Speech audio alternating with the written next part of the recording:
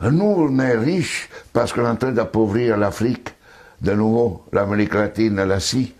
Nous sommes nous les responsables de ces millions de morts. C'est nous qui disons que tu dois avoir accès à l'eau simplement si tu la payes. Que je t'amènerai l'eau si je suis rentable. En Afrique, c'est nous, c'est pas eux. Eux, ils étaient capables de le faire en communauté. Et donc, à l'heure actuelle, il faut se dire que les guerres qu'on est en train de faire, c'est quoi? C'est parce qu'ils nous ont attaqués. Qui? Quand Sarkozy a bombardé la Libye, aucun Libyen n'avait attaqué la France.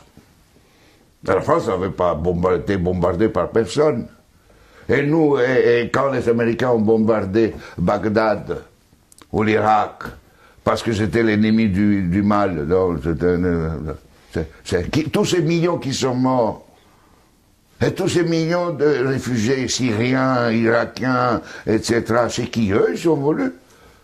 Et nous, on a le courage après de dire, je vais t'aider pour rester chez toi. Hein?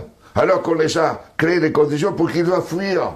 Et nous, on va dire hypocritement à cette Europe qui hypocritement donne 6 milliards à la Turquie, 2 milliards aux Libyens pour pouvoir tenir les gens qui viennent d'Afrique, où on est en train d'alimenter, nous, les guerres. Mais il faut s'arrêter de se raconter des balivernes ici. Hein? Il faut arrêter. La guerre ne se fait plus parce qu'on tue l'ennemi.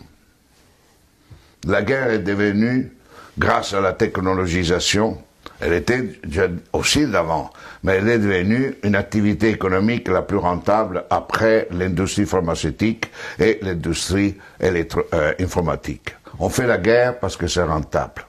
Et malheureusement, si nous ne changeons pas nos dirigeants, et nous-mêmes, hein, dans le sens pas individuellement, mais les systèmes de valeurs fondamentaux, la sécurité nationale qui explique la guerre, la souveraineté nationale, l'appropriation privée du vivant, etc. Tout ça, on fera la guerre. On fera la guerre, pourquoi? Parce que pour cela, deviendra une activité de plus en plus rentable. D'ici quelques années, si vous éliminez la guerre, le PIB mondial chutera, d'après le système dominant. Et ne chutera pas si on est dans un autre système. Au contraire, la guerre, la disparition de la guerre sera une source de richesse. Mais c'est pour cela que les dominants à l'heure actuelle ne veulent pas réduire les armements, ne veulent pas réduire les occasions de guerre. Parce qu'imaginez-vous la France sans la guerre. Que serait comme économie? Imaginez-vous les États-Unis sans guerre, deviendraient des pauvres. Des économies pauvres.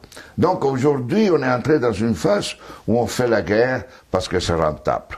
Et vous n'aurez aucun dirigeant actuel du monde qui arrêtera la guerre, parce qu'il sera crucifié, parce qu'il sera lapidé,